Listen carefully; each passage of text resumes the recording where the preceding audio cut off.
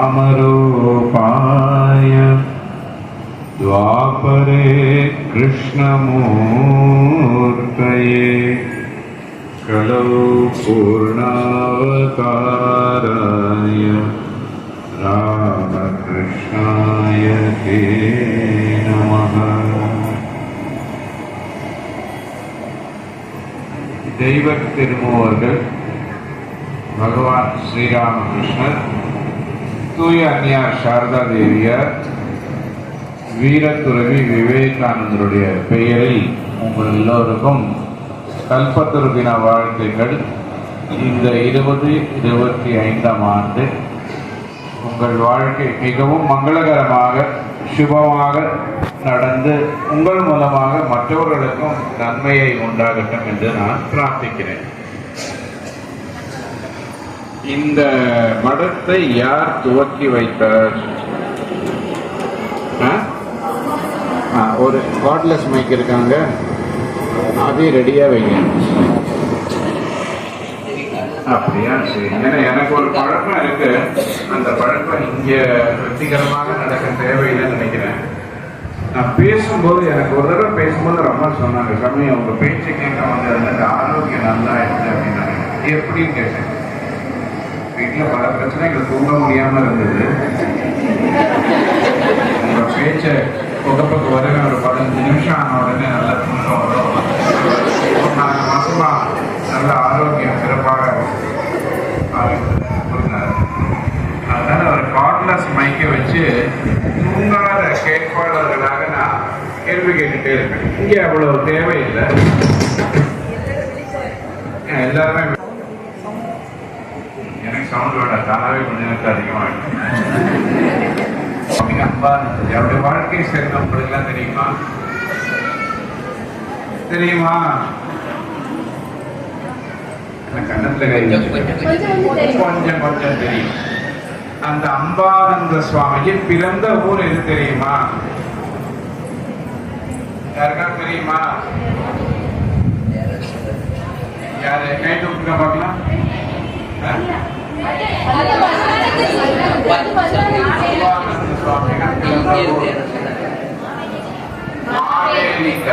அங்க இருந்த ஒரு பிரம்மச்சரியை இங்க நான் இந்த மகாராஜ் சன்னியாசம். அவங்க எங்க இருக்காங்க? பக்கத்து ஊர்ல எங்கேயோ மடத்துல இருக்காங்க. அந்த அம்பானந்தஜி பிறந்த ஊர்ல இருந்து நான் இருக்கிற இடம் ஹரிப்பாடு.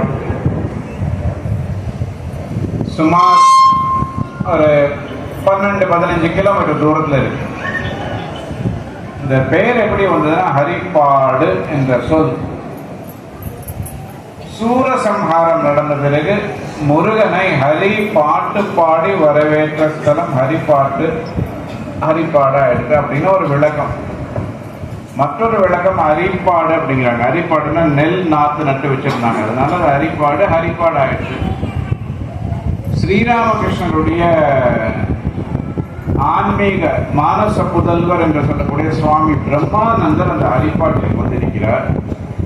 அவர் வந்த பொழுது ஒரு பக்தரை அறிமுகப்படுத்துகிறார், சுவாமி நிர்மலானந்தர். அவரும் இங்க நிர்மலானந்த சுவாமியோட படத்தை பார்த்திருக்கீங்களா?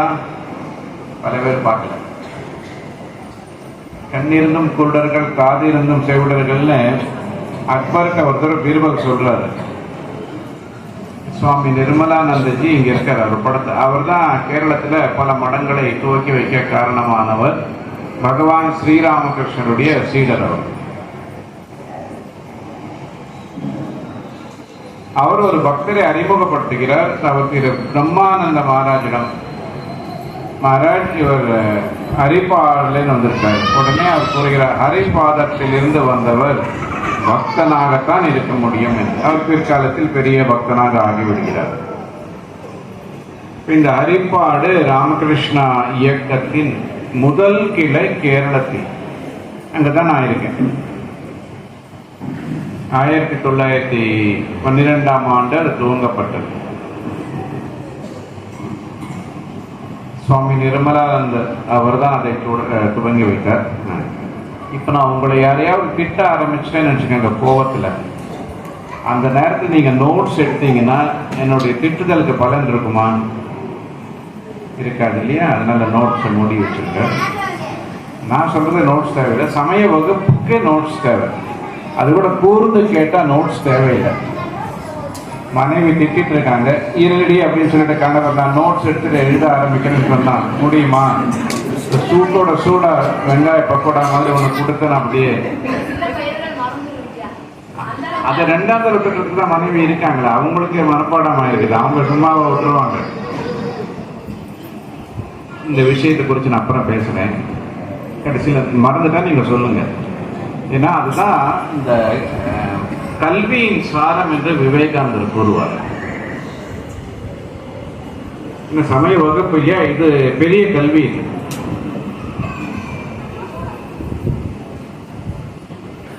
ஹரிப்பாடுடைய அறிமுகம் இது கேரளத்தில் முதல் கிளையாக தோன்றியது. காலப்போக்கில் எப்படியும் நம்முடைய கையில் இருந்து அது சென்று அந்த மையம் செயல்படாமல் இருந்து கோர்ட்டில் இருந்து மீண்டும் 2009ஆம் ஆண்டு எல்லாம் நாசமாகி கட்டடங்கள்லாம் இடிஞ்சு போய் வெறும் தரமட்டமாக கடந்தது. 2009ஆம் ஆண்டு கோர்ட் தீர்மானம் வழங்கியது இது ராமகிருஷ்ணா மடத்துடைய சொத்து என்று மீண்டும் எங்களுக்கு கொடுத்து விட்டார்கள். இப்பொழுது நான் மலேசியாவிலிருந்து மீண்டும் இந்தியாவிற்கு வந்து அந்த மடத்தை இப்பொழுது நாங்கள் பார்த்து கொண்டிருக்கிறோம். தரை மட்டத்திலிருந்து மீண்டும் தொடங்குகிறோம். 125 ஆண்டுகள் ஆகிவிட்டன, மீண்டும் அதை தொடங்கி கொண்டிருக்கிறோம். மகாராஜுடைய பல சொற்பொழிவுகளை நான் கேட்பேன். இந்த தடவை நான் உண்மையிலே அவரை விவேகானந்தர் ஜெயந்திக்கு அழைக்க வேண்டும் என்று நான் சொல்லியிருந்தேன், மறந்து போயிட்டேன். அவர் என்னை இன்று வர சொல்லியிருந்தார், அதையும் நான் மறந்து போயிட்டேன். இந்த மறதியும் நமக்கு கல்வியோட ஒரு அம்சமா இருக்கும். அதையும் நீங்கள் நான் மறந்தால் மீண்டும் எனக்கு ஞாபகப்படுத்தணும். இன்று என்ன சிறப்பான நாள்? ஒன்று கல்பத்தரு. இந்த அருமையான நாளில் தான் உங்களை இங்கே வந்து குழுமி இறை சிந்தனையின் நறுமணத்தை உங்களால் சுவைக்க அவர் அழைத்திருக்கிறார். இந்த கல்பத்தரு தினம் என்று நீங்கள் கூறுகிறீர்கள். அன்று என்ன நடந்ததுன்னு உங்களுக்கு எல்லாருக்கும் தெரியும் இல்லையா? தெரியுமா? ஓம் என்ன நடந்தது சுருக்கமா சொல்லுங்க. மைக் இல்லையா? அது சரி. அடுத்த கேள்வி இங்கேருந்து அங்கே கேட்கலாம், பதில் அங்கேருந்து வரமாட்டேங்குது, சத்தம் வரல அங்கேருந்து.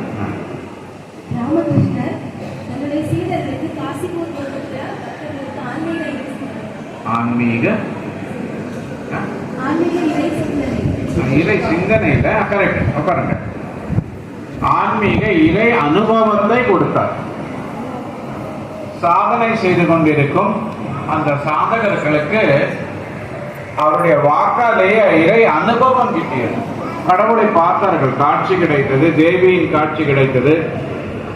சிலருடைய தலையில் கை வைத்தார், சிலருடைய மார்பில் காலை எடுத்து வைத்தார், சிலருக்கு அவருடைய சொல்லாலேயே ஆன்ம அனுபவம் கிடைத்தது. பலருக்கு, ஒருவருக்கு அன்று கிடைக்கவில்லை. அதுதான் முக்கியமானது. சுவாமிஜி ஒன்று கேட்டார் இல்லையா, என்ன ஆன்மீக விழிப்புணர்வு, இதான் ஒன்று கேட்டீங்க. முதல்ல முக்கியமான கேள்வி கேட்டீங்க. ஆன்மீக அறிவோ அனுபவமோ அது போதுமான்னு கேட்டார். அன்று சில வினாடிகள் தாமதமாக ஒருவர் வந்தார். வைகுண்டநாத சன்னியால் என்று அவருடைய பெயர். அவர் வந்து ஸ்ரீராமகிருஷ்ணருடன் கவர்ன குழந்தைகள்கிட்ட போகக்கூடாது, இங்க இருக்கணும், அது அப்படியே இருக்கணும், அவங்க கேட்டுட்டு இருப்பாங்க. இந்த வைகுண்டநாத் சன்னியால் வரும் பொழுது ஸ்ரீராமகிருஷ்ணனுடைய அந்த தெய்வீக நிலை சிறிது சிறிதாக குறைந்து வந்து கொண்டிருந்தது. அந்த பாவ நிலையில் அவர் எல்லோருக்கும் அருள் புரிந்தார். ஒரே அமர்ந்தாங்க, எல்லாம் ஆடி பாடி கூத்தாடி, நமக்கு அதை புத்தகத்தில் படித்தா நமக்கே கண்ணீர் வரும். அப்படிப்பட்ட ஒரு அருமையான நிகழ்ச்சி நம்முடைய ஆன்மீக இலக்கியத்திலே அப்படிப்பட்ட ஒரு நிகழ்ச்சியை நம்மளால பார்க்க முடியாது. ஒரு மனிதர் தன்னுடைய சொல்லாலேயே அங்க இருக்கும் மனிதர்களுக்கு, சாதகர்களுக்கு ஆன்மீக அனுபவத்தை வழங்குகிறார். சொற்கள், தகவல்கள், சொற்பொழிவுகள், கட்டுரைகள் இதெல்லாம் ஒரு பக்கம், அனுபவம் சிறிய வயசுல நான் கேட்பேன், தலைவலினா என்னது, நீங்களாம் தலைவலி அமிர்தாஞ்சன் போட்டுக்கிறீங்களா, தலைவலினா என்னதுன்னு கேட்டுட்டு இருந்தேன். 10ஆம் கிளாஸ் ஒரு நாளைக்கு வெயில கிரிக்கெட் விளையாடிட்டு வந்ததுக்கப்புறம் எனக்கு தலையெல்லாம் வலிச்சுது. அப்பதான் எனக்கு திடீர்னு புரிஞ்சுதோ இதுதான் தலைவலியோ. அப்ப தலைவலி என்றால் என்ன என்று கேட்க வேண்டிய அவசியம் இல்லாமல் போயிட்டு. அப்ப நானும் அன்னைக்கு அமிர்தாஞ்சன் எங்க இருக்குன்னு தேடி போனேன். நான் அந்த வைகுண்டநாத் சன்னியால் சிறிது தாமதமாக வரும் பொழுது பகவானுடைய அந்த ஆன்மீக பரவச நிலை சிறிது குறைந்து சாமானிய நிலைகள் வந்து கொண்டிருக்கிறார். அப்பொழுது ஒரு கேட்கிறார், காலில் எனக்கும் அருள் புரிய வேண்டும். அப்பொழுது ஸ்ரீராமகிருஷ்ணன் கூறுகிறார், தாய் கோழிக்கு புரியும் எப்பொழுது அந்த முட்டையை உடைக்க வேண்டும் என்று, உனக்கு இன்னும் நேரம் இருக்கிறது, அதனால் சிறிது பொறுத்திரு என்று. இந்த சின்ன குழந்தைகள் மாதிரி அவருக்கு நமக்கு, நம்ம எல்லாருமே சின்ன குழந்தைகள் தான். யாருக்காவது ஒன்று கொடுத்துட்டா நீ எனக்கு ஏன் கொடுக்கல கேட்குறோமா இல்லையா? இதுக்கு முன்னாடி கோழிக்கோடு பக்கத்துல இருந்த ஒரு மையத்துல இப்போ அங்க இருக்கிற கணவனை இழந்த ஏழை விதவைகளுக்கு மாசம் 5 கிலோ அரிசி, 3 கிலோ பயிறு, 1 கிலோ சர்க்கரை உப்பு அப்படி கொடுப்போம். ஒரு அம்மா அங்கேருந்து ஓடி வந்துட்டாங்க, எனக்கும் வேணும். அது எதுக்காக உங்களுக்கு வேணும்? பக்கத்து வீட்டுக்காரிக்கு நீங்க கொடுத்துட்டீங்க, அதனால எனக்கும் வேணும். பக்கத்து வீட்டுக்காரிக்கு நான் கொடுத்துருக்கேன், அது நியாயம் தான். ஆனா அவங்களுக்கு இருக்கிற அந்த தகுதி உங்ககிட்ட இருக்கா? இல்ல அவளுக்கு கொடுத்தா எனக்கு வேணும். அப்ப அவ சொன்ன மாதிரி நீங்களும் சொல்லிவிடுங்க, நான் கொடுத்துடுறேன் அப்படின்னு. என்ன சொன்னா அப்படின்னு, எனக்கு கணவர் இல்லை, நான் விதவை என்றால் சொல்லிடுங்க, நான் கொடுத்துருவேன். ஐயோ அப்படின்னு ஓடியே போயிட்டாங்க. நமக்கு வாழ்க்கையில பல தடவை பாரத நாட்டையே கையேந்தி பவனாக மாத்திட்டு இருக்காங்க இல்லையா? ஃப்ரீயா கொடுத்து வேண்டான்னு சொல்லக்கூடிய ஒரு துப்பு இல்லை பாருங்க. நாம் எல்லாருமே பிச்சைக்காரனா ஆகிறதுக்கு ரெடி ஆயிடும். எனக்கு வேண்டாம் தைரியம் இருக்குமா? பல காரணங்கள் இருக்கிறது. வேண்டாம்னு சொன்னா அடிக்க வருவாங்க. அவ்வாறு இந்த வைகுண்டநாத் சன்னியார் கேட்ட பொழுது ஸ்ரீராமகிருஷ்ணன் சொன்னாரு, உனக்கு இன்னும் கொஞ்சம் சமயம் இருக்கு, நீ கொஞ்ச நேரம் பொறுத்திருன்னு. எல்லாருக்கும் கொடுத்துட்டீங்களே, எனக்கு மட்டும் கொடுக்க மாட்டீங்கன்னு அவரும் கேட்டாரு. இது எதுக்கு சொல்ல வரேன்னா, ஒரு முக்கியமான கேள்வி நீங்க கேட்டீங்க. இந்த ஆன்மீக அனுபவமா அறிவா என்னமோ கேட்டீங்க. நீங்க ரொம்ப ஒரு அற்புதமான கேள்வி இது. ஸ்ரீராமகிருஷ்ணன் மீண்டும் சொன்னார், கொஞ்சம் பொறுத்து இருப்போம், அவசரப்படாத, அவதிப்படாதே என்றார் அவரு. இல்ல எல்லாருக்கும் கொடுத்துட்டீங்களே, நீங்க எல்லாருக்கும் ஒரு அனுபவம் இருக்கு, எல்லாம் அங்க அப்ப ஆடி பாடி கண்ணீர் வடித்து கொண்டு எல்லாம் தெய்வீக நிலையில் இருக்காங்க. ஸ்ரீராமகிருஷ்ணோட காலை பிடிச்சு கெஞ்சுறாரு, எனக்கும் வேணும். 2-3 தடவை கேட்ட உடனே ஸ்ரீராமகிருஷ்ணனால பொறுக்க முடியல. ஏன்னா கருணை உள்ளன் படைத்தவர் தன்னுடைய காலை எடுத்து அவருடைய மார்பில் வைத்தார். அவ்வளவுதான். ஒரு வினாடி ஆகவில்லை, அந்த காலை மார்பில் வைத்த உடனே வைகுண்டநாத் சன்னியார் தாரை தாரையாக கண்ணீர் வடிக்கிறார். எங்கு பார்த்தாலும் ஸ்ரீராமகிருஷ்ணன். எவ்வளவு புஸ்தகங்களை படித்து 1000 ஜபம் தியானம் செய்தும் கிடைக்காத அந்த அனுபவம் ராமகிருஷ்ணனுடைய திருப்பாதங்கள் அவருடைய மார்பில். இங்கேதான் இறைவன் குடிக்கொண்டிருக்கிறார். அங்க வெச்சதும் அப்படியே எல்லாம் அந்த சராசரங்களிலும் இறைவனை அவர் காண்கிறார். கண்ணீர் விட்டு பைத்தியம் பிடித்தவர் போல் இருக்கின்றார் அவர். பிறகு ஸ்ரீராமகிருஷ்ணன் தன்னுடைய அறைக்கு வந்து விடுகிறார். மற்றவர்கள் எல்லாம் தங்கள் அறைக்கு அங்கே சென்று ஸ்ரீராமகிருஷ்ண சேவை நோக்குகிறார்கள். வைகுண்டநாத் சன்னியார் வீட்டுக்கு வருகிறார். அங்கதான் பிரச்சனை ஆரம்பிக்கிறது. வந்தா மனைவியை பார்த்தால் இறைவன், சாப்பாட்டை பார்த்தால் இறைவன், எங்க பார்த்தாலும் இறைமயமாக தோன்றுகிறது. அலுவலக வேலைகளை எடுத்து செய்ய வேண்டும் என்றால் அதுவும் இறைவன். எங்க பார்த்தாலும் இறைவனாகவே தோன்றுகிறார். ஒரு நாள், 2வது நாள், 3வது நாள் அவர் நினைச்சார், ஐயோப்பா தாங்கவே முடியாது. ஏனென்றால் பழைய சுபாவம் உள்ளில் இருக்கின்றது இல்லையா? அந்த சுபாவத்தின் காரணமாக மீண்டும் மீண்டும் அந்த வாழ்க்கை தொடங்க வேண்டும் என்று நினைக்கிறார். ஆனால் காட்சி மாறிவிட்டதே. எங்க பார்த்தாலும் இறைவன். தமிழ்நாட்டில் காரைக்கால் அம்மையார் ஒருத்தர் தெரியுமா? அவர் தெய்வம்னு அவருடைய கணவன் கண்ட பிறகு அவரால் அவரை மனைவியாக பார்க்கவே முடியலையா. காட்சி மாறும் பொழுது நாம் மாறுகிறோம், நாம் மாறும் பொழுது காட்சி மாறுகின்றது.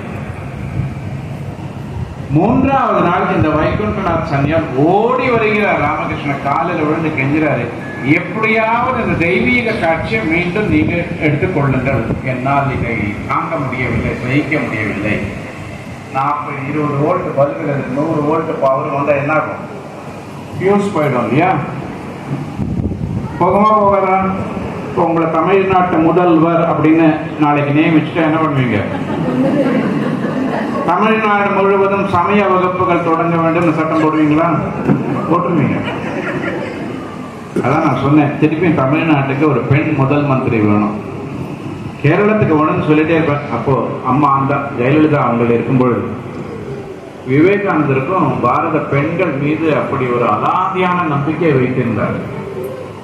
இப்பொழுது நான் ஒரு மாதங்களுக்கு முன்பு கர்நாடகாவில் ஆதிவாசி மக்களுக்கு சேவை செய்து கொண்டிருக்கும் விவேகானந்த இளைஞர்கள் இயக்கத்தில் பேச போயிருந்தேன்.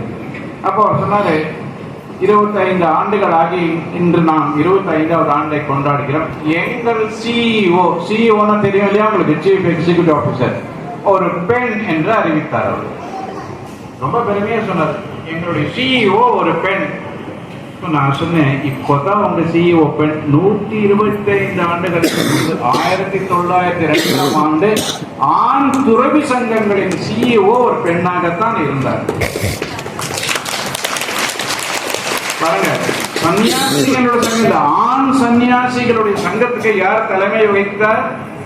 இப்பொழுது அவங்கதான் தலைமை வகிக்கின்றார்கள். அவருடைய பெயரில் தான் சங்கல்பம்.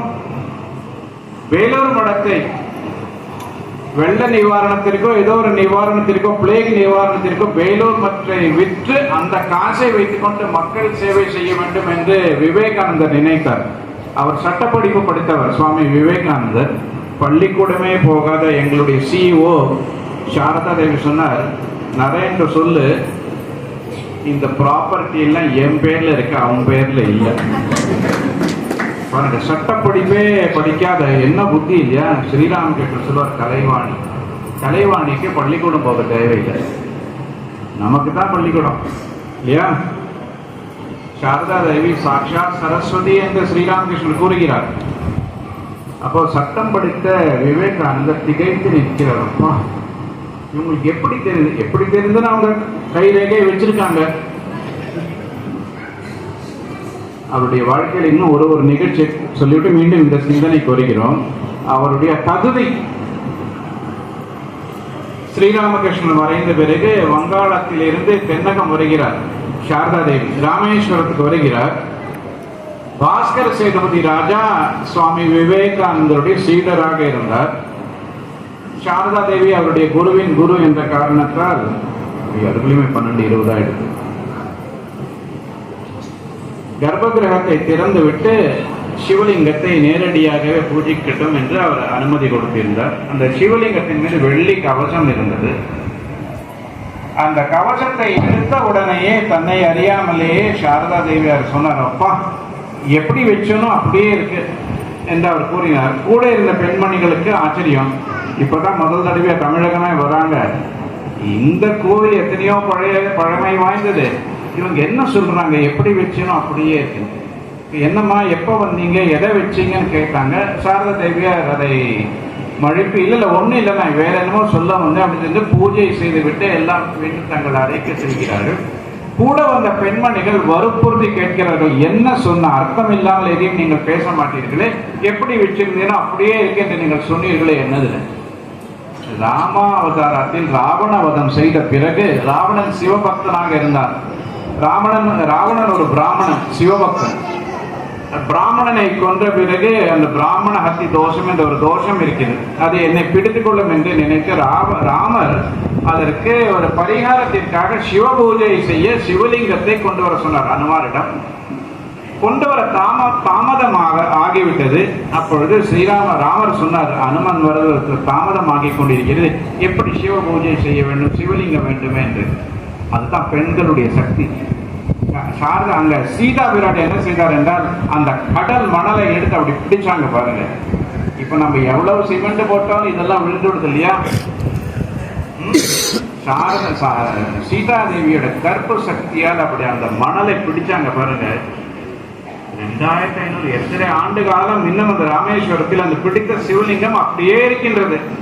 இப்ப சாரதா தேவியார் சொன்னார், இந்த சிவலிங்கம் பார்த்ததும் எனக்கு பூர்வ ஜென்மங்களின் நினைவு வந்து என்னை அறியாமல் எப்படி பிடித்து வைத்தேனோ அப்படியே இருக்கிறது என்று கூறினார். இதுல இருந்து என்ன புரிஞ்சுக்கிறீங்க நீங்க? ஸ்ரீராமகிருஷ்ணர் தன்னுடைய வாழ்க்கையின் சாயங்காலத்தில் சுவாமி விவேகானந்தருக்கு பெரிய பலத்த சந்தேகம் வந்தது. எல்லோருமே இவரை அவதாரம் என்று கூறுகிறார். மரணப்படுக்கையில் இருக்கும் இத்தருணத்தில் அவர் தன்னுடைய வாயால் இவர் அவதாரம் என்று சொன்னால் என்ன சிந்தனை முடிவடைவதற்கு முன்பே இப்படி அப்படி நகர்வதற்கே ரொம்ப கஷ்டப்பட்ட ஸ்ரீராமகிருஷ்ணர் அப்படி திரும்பி சொன்னாரா? இன்னும் சந்தேகம் போகலையா? யார் ராமனாகவும் கிருஷ்ணனாகவும் வந்தாரோ அவரே இப்பொழுது ராமகிருஷ்ணனாக வந்திருக்கிறார். அப்ப அவர் மட்டுமல்ல, சாரதா தேவியும் அதை நிரூபிக்கின்றார். ராமருடன் கூட சீதை தான் வர முடியும். கரெக்டா? இப்போ சீதையே சாரதையாக வந்திருக்கிறார். அப்படி நம்முடைய இந்து தர்மத்தில் நாம் பார்க்கக்கூடிய இதையெல்லாம் கதை என்று நினைக்கிறோம் அல்லவா? சாரதா தேவி அது கதை அல்ல, நிஜம் என்று தன்னுடைய வாழ்க்கை மூலமாக அவர் நிரூபிக்கிறார். இது அவருடைய தகுதி. ஒன்று சீதையின் தகுதி அங்க பார்த்தோம். எப்படி? சிமெண்ட் கிடையாது, கெமிக்கல் கிடையாது, ஒண்ணும் கிடையாது. கடல் மணல் அப்படி பிடிச்சு வச்சா நிக்குமா? நிக்காது. இப்போ நம்ம பாருங்க, இந்த சிமெண்ட்ல என்னெல்லாமோ கலந்து வாட்டர் ப்ரூஃப் இதெல்லாம் போடுறாங்க, கொஞ்ச நேரமான எல்லாம் போயிடுது. ஆனா எத்தனை ஆயிரம் ஆண்டு காலம் வரை அந்த கற்பு நெறியால் பிடித்து வைத்த அந்த சிவலிங்கம் அப்படியே நிற்குது. அப்போ அந்த நிகழ்ச்சி மூலமாக அவர் நமக்கு இரண்டு தத்துவங்களை விளக்குகிறார். ஒன்று தகுதி, இரண்டாவது நம்முடைய இந்து தர்மத்தின் விசுவாசங்கள் என்னது? மூட நம்பிக்கைகள் அல்ல என்பதை நாம் புரிந்து கொள்ள வேண்டும். இப்போ மீண்டும் நாம் இதுக்கு செல்வோம். கல்பத்தரு தினத்திற்கு அங்க வைகுண்டநாத் சன்னியால் அவ்வளவு பிடிவாதமாக கேட்டு பிறகு ஸ்ரீராமகிருஷ்ணர் அருள் புரிந்தார் இல்லையா? என்னாச்சு? கடைசியில மீண்டும் ஸ்ரீராமகிருஷ்ணன் நீங்க எடுத்துக்கங்க என்று கூறிவிட்டார். அதுலதான் நம்முடைய இந்து மதத்தின் ஒரு அருமையான தத்துவம் வருகிறது. ஆசைப்படுவது பெரிதல்ல, அருகதையை வளர்த்துக்கொள். அருகதை இல்லாமல் ஆண்டவனை அருளினாலும் அந்த அருகதை இல்லாவிட்டால் ஆண்டவன் அருளும் நம்மிடமிருந்து போய்விடும்.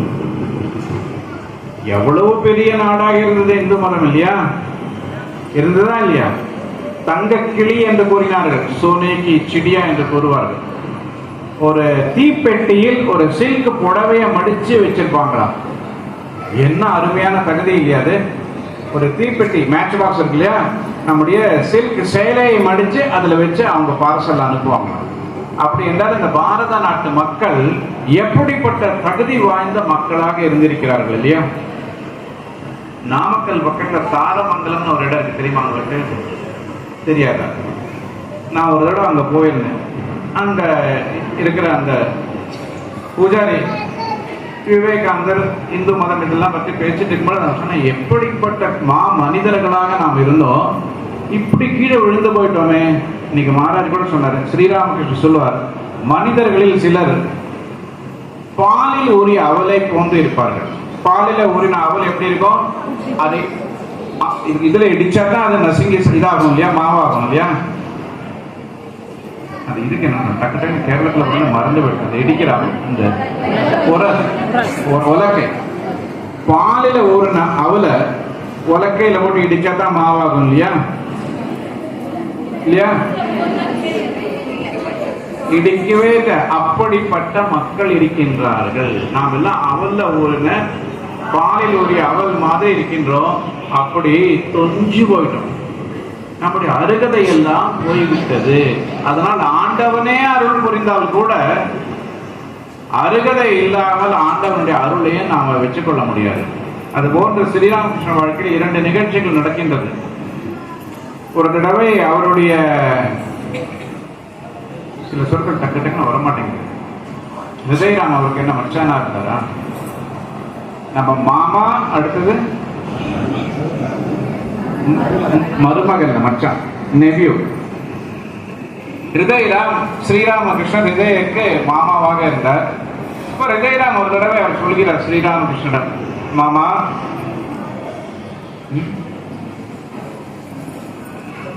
அம்மாவோட தம்பி தான் மாமா இல்லையா, மாமாக்கு அம்மாவோட மகன் என்ன ஆகணும்? மருமகனா? மாமான்னு நம்ம சொல்றோம், அம்மாவோட தம்பி தான் மாமா. அப்ப மாமாக்கு நாம என்ன ஆகணும்? மருமகனா? மச்சான் நீங்க ஒண்ணு எங்களோட என்னோட மோசமா இருக்கீங்க. நான் அங்க இருக்கிறதுனால கொஞ்சம் மருமகன்னா பெண்ணுடைய கணவன், அதான் மருமகன். கேரளால மருமகன்னா சன்னில. சரி, அது போகட்டும். சொல்ல வந்தது, அவர் ஒரு நாள் கேட்கிறாரு, மாமா இவ்வளவு தெய்வீக காட்சிகளை நீங்க பாக்குறீங்களா, இவ்வளவு நான் சேவை செஞ்சிருக்கேன், எனக்கு ஏதாவது ஒண்ணு கொஞ்சம் ஏதாவது ஒண்ணு கொடுப்பீங்களா? ஸ்ரீராமகிருஷ்ணன் சொல்றாரு, இந்த அம்பாளுடைய லீலைப்பா, காலப்போக்கில் உனக்கு என்ன கிடைக்கணுமோ கிடைக்கும். நாம இந்த தெய்வீக லீலை செய்ய வந்திருக்கோம். இப்போ ரொம்ப வீம்பு பிடிக்காத, பிடிவாதம் செய்யாதுன்னு இருந்தாலும் நப்பாசை யாரை விட்டது? எனக்கும் கிடைக்கணும், உங்களுக்கு கிடைச்சிருக்கு எனக்கும் வேணும் இல்லையா? பெரிய பணக்காரர்களுக்கும் பக்கத்து வீட்டுக்காரனுக்கு லாட்ரி அடிச்சு அவருக்கும் லாட்ரி வேணும்னு ஆசை வருவான். என்ன மாதிரி ஒரு ஆசை நமக்கு. ரொம்ப வற்புறுத்தினோட ஸ்ரீராமகிருஷ்ணன் வெறும் தொட்டார், அவ்வளவுதான், ஒண்ணுமே சில இங்க தொட்டாரு. தொட்ட உடனே அப்படியே காட்சி மாறுகின்றது. பூலோகம் தட்சிணேஸ்வரம் வைகுண்டமாக மாறுகிறது. அந்த ஹிருதயராமும் ஸ்ரீராமகிருஷ்ணரும் தெய்வ பிறவிகளாக தோற்றமடிக்கிறார்கள். அந்த ஹிருதயராமுக்கு தாங்க முடியல. உடனே யார் யார் எங்க இருக்கீங்களா சீக்கிரமா ஓடிவாங்க, எங்க மாமா பெரிய நாராயணனுடைய அவதாரம் சாட்சாத் நாராயணன் என்று ராத்திரி 9 மணிக்கு கத்தி ஓலமிட்டு அங்கேயும் ஓட ஆரம்பிச்சாங்க. இவர் உடனே அவனை பிடிச்சி எடுத்து பைத்தியம் இருக்கிற டிராமாவில் நீ கெடுத்துருவேன்னு சொல்லி மீண்டும் தொட்டாராம். தொட்ட உடனே அந்த காட்சி மறைந்தது. மீண்டும் தட்சிணேஸ்வரம், கங்கைக்குறை, காளி கோயில், கங்கை கரையில் எல்லாம் அவங்க இருக்காங்க, நடக்கிறாங்க, போறாங்க. அந்த பெரிய பேரானந்த நிலையிலிருந்து கீழே இறங்கினார் ஹிருதயராம். 2 நிமிஷம் தான் பாருங்க. சரக்கு உள்ள போன உடனே அப்படியே சுக்கி போய் இருந்தாரு ஹிருதயராம். ஸ்ரீராமகிருஷ்ணன் தொட்ட உடனே மயக்கம் போயிடுது. நான் ஏன் சரக்குன்னு சொல்றேன்னா, கேரளால சரக்கு அதிகம், அங்கே இப்ப தமிழ்நாட்டுக்கும் நிறைய வந்துட்டு இருக்கு. சரக்கு நமக்கு உள்ள போகணும். இந்து மத சரக்கு நல்ல அருமையான இந்த செயல்களை செய்து கொண்டிருக்கிறார்கள். கீழே இறங்கின உடனே ஹிருதயராம் பலத்த குரலில் அழத் தொடங்கினார். மாமா என்ன செஞ்சிட்டீங்கன்னு. 24 மணி நேரமும் நான் இவ்வளவு காட்சிகளை பார்த்துட்டு இருக்கேன், எனக்கு ஒண்ணுமே நடக்கல, நீ இப்படி கோழிப்பேரி கூத்தாடுறேடா. ஒரே ஒரு காட்சியை பார்த்ததுக்கு அப்புறம் அருகதை இல்லை என்றால் ஆண்டவனுடைய அருளையும் நம்மால் தங்க வைத்துக் கொள்ள முடியாது. அந்த காளி கோவிலில் இன்னொரு மேனேஜர் இருந்தார், ராணி ராசமணியின் மருமகன் மதுராநாத் விஸ்வாஸ். அவர் ஒரு நாள் கணக்கு எழுதி கொண்டிருக்கிறார். ஸ்ரீராமகிருஷ்ணன் நடந்து போகும்போது துர்கையாகவும் வரும்போது சிவனாகவும் காட்சி எடுக்கிறார். இதை பார்த்த உடனே அவருக்கும் அந்த ஆசை. யாரை விட்டது? ஆங்கிலேயத்தில் ஒரு கவிதை இருக்கின்றது, if wishes were horses even beggars can ride. ஆசைகள் குதிரையானால் பிச்சைக்காரனும் சவாரி செய்யலாம். இப்ப எல்லாரும் ஆசைகளை தானே சவாரி செய்யறோம் இல்லையா? மனசுல ஆசை இருக்கு, அது மேல ஏறி உட்காந்து அப்படியே சவாரி பண்ணிட்டு இருக்கோம். அவருக்கு ஒரு நாள் அவர்கிட்ட, பாபா பாபா அப்பா எனக்கு ஏதாவது கொஞ்சம், ரொம்ப வேண்டாம், கொஞ்சம் ஏதாவது ஒண்ணு கொடுங்க. ஸ்ரீராமகிருஷ்ணன் சொன்னது, நீ அம்பாளுக்கு சேவை செஞ்சுட்டு இருக்கு, இதெல்லாம் கேட்கவே கேட்காது, இதெல்லாம் அவனுக்கு தானாகவே வந்துடும், இல்லை எனக்கு ஏதாவது கொஞ்சம். ஸ்ரீராமகிருஷ்ணன் அப்படின்னு தொட்டாரு. தொட்டா உடனே காட்சி மாறி, எங்க பார்த்தாலும் தேவியை பார்க்கிறாரு. இறைமயமாக காட்சி கிட்ட தொடங்கியது. அப்புறம் 1/2 மணி நேரத்துல போய் உட்காந்து அந்த அக்கௌண்ட்ஸ் எழுத பார்க்கறாரு. கணக்கு எழுதுன்னு பார்த்தா கணக்கே முடியல. அங்கே அம்பாள் இருக்க, இங்கே அம்பாள் இருக்க, எங்க பார்த்தாலும் துர்கையை பார்த்துட்டு இருக்காரு, தேவியை பார்க்கிறாரு. 3 நாள் ஆன உடனே அவர் சொன்னாரு, பாபா உன்னுடைய தெய்வீக காட்சிகள் உனக்குத்தான் பொருந்தும், என்னால முடியல, அது தாங்க முடியல. ஸ்ரீராமகிருஷ்ணன் திருப்பி தொடுகிறார், மீண்டும் பழைய நிலைக்கு வருகிறார். இப்பொழுது இந்த அருகதை நமக்கு வேண்டும். பாரதத்திற்கு இந்து மக்கள் தங்கள் அருகதையை வளர்த்துக் கொள்ள வேண்டும். அருகதை வந்துவிட்டால் அயல் நாட்டு மனிதனும் நம்மை கண்டு அசந்து போவான். நம்ம இந்துக்களுக்கு அந்த அருகதை வளர்வதற்கு என்ன தேவை? சுவாமி அந்த 2-3 பாயிண்ட் சொன்னார், அதுல இருந்து தான் இந்த பாயிண்ட் வருது. தகவல்கள், பட்டப்படிப்பு, அந்த பட்டம் கிடைக்கும், அதெல்லாம் நல்லது, தவறே இல்லை. அந்த தகவல்கள் உங்கள் நரம்பு நாடியுடன் தொடர்பு கொள்ள வேண்டும். இதைத்தான் விவேகானந்தர் மீண்டும் மீண்டும் கல்வி என்பார். கல்வி என்பது செய்திகள் செயலாக உருவெடுக்க வேண்டும். நம்முடைய வாழ்க்கையில நான் சொல்ற செய்தி செயலாக உருவெடுக்கணும். நான் ஸ்ரீராமகிருஷ்ண வாழ்க்கையை படிச்சேன். அந்த தாக்கம் 19 வயசுல படிச்சேன். அந்த தாக்கம் எப்படின்னா அவருடைய அருளால் துறவரத்தை எடுக்க வேண்டும் என்ற செயலாக மாறியது. நீங்களும் துறவியாக வேண்டாம், ஆண்டவனை அடைவதே ஆன்மீகமே நம்முடைய குறிக்கோள் இல்லையா? அப்ப எப்படி வாழணும்? தமிழக மண், அந்த தமிழக மண்ணை எடுத்து பிழிஞ்சா என்ன வரும்?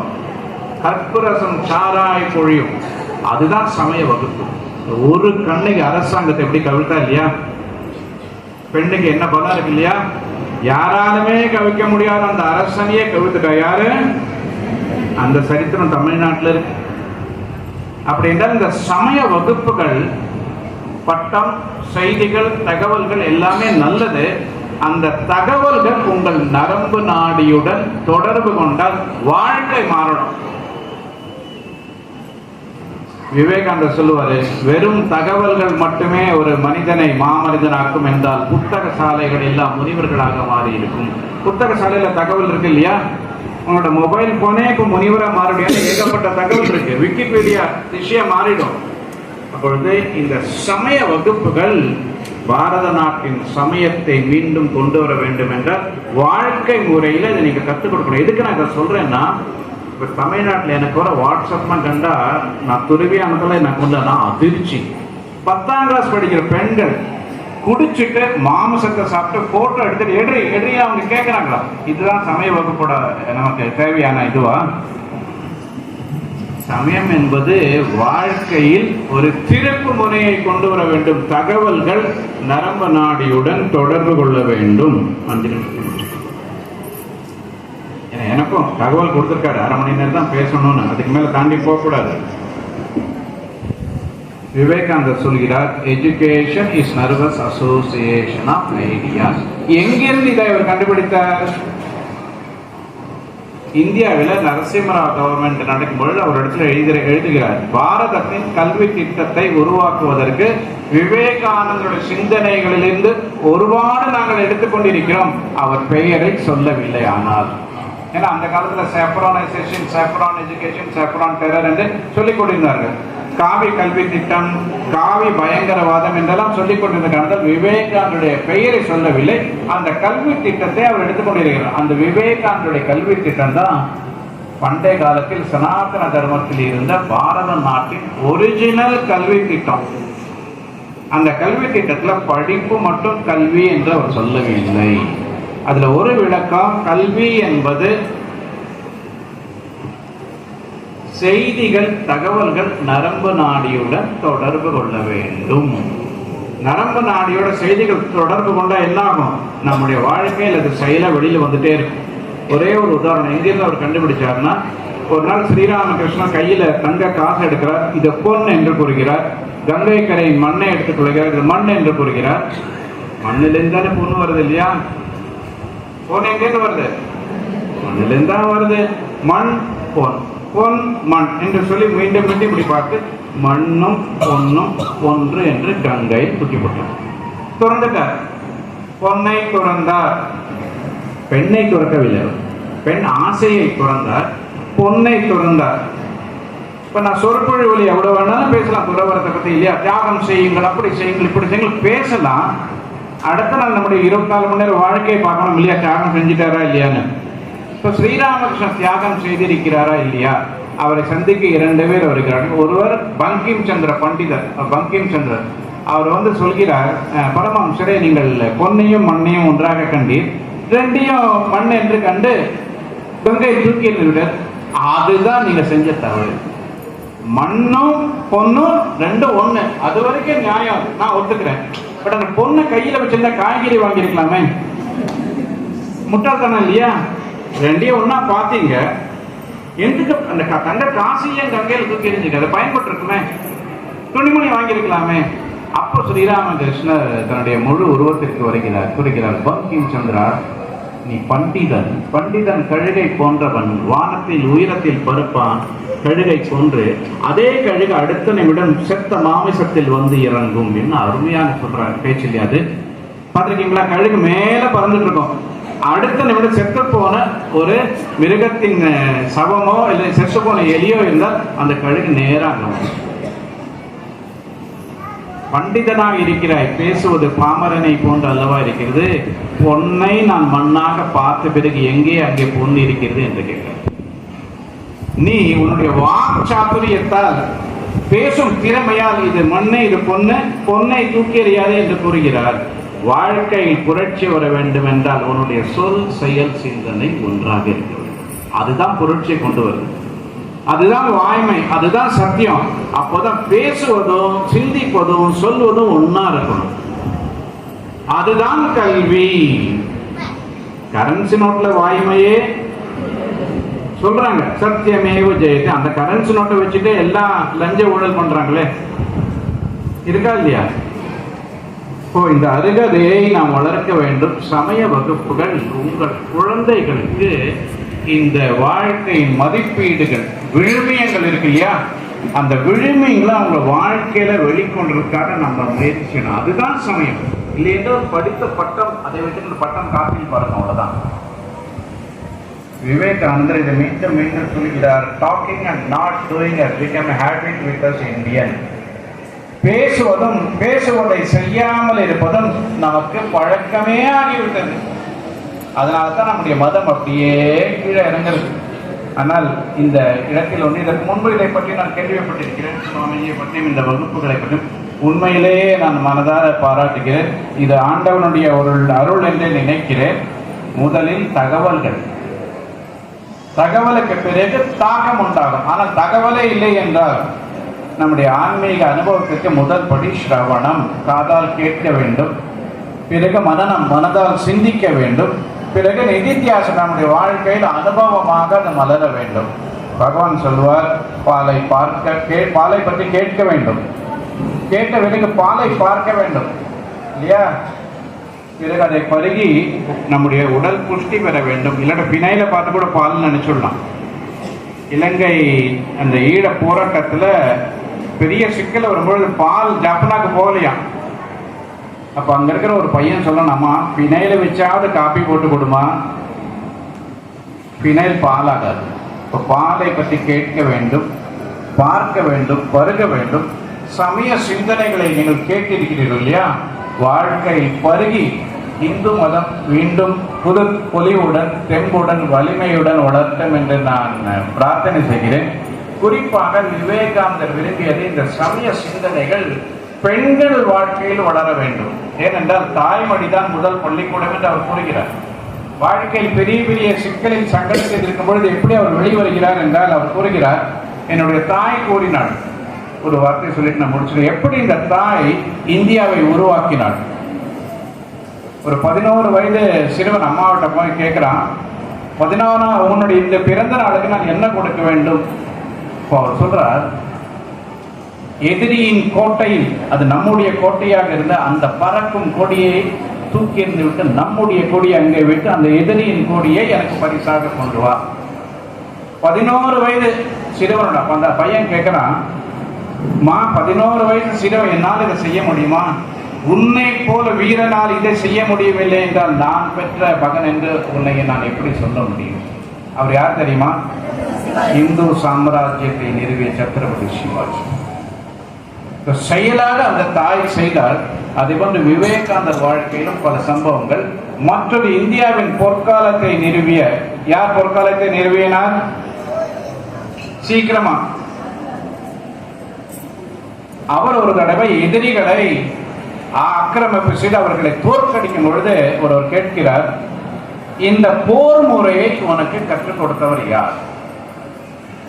அவர் சொல்றாரு, எங்க அம்மா தான் கற்றுக் கொடுத்தாங்க. உங்க அம்மா போர் முறையை கற்றுக் கொடுத்தாரு. எப்போ? சின்ன வயசுல கற்றுக் கொடுத்தாங்க. யார் அது?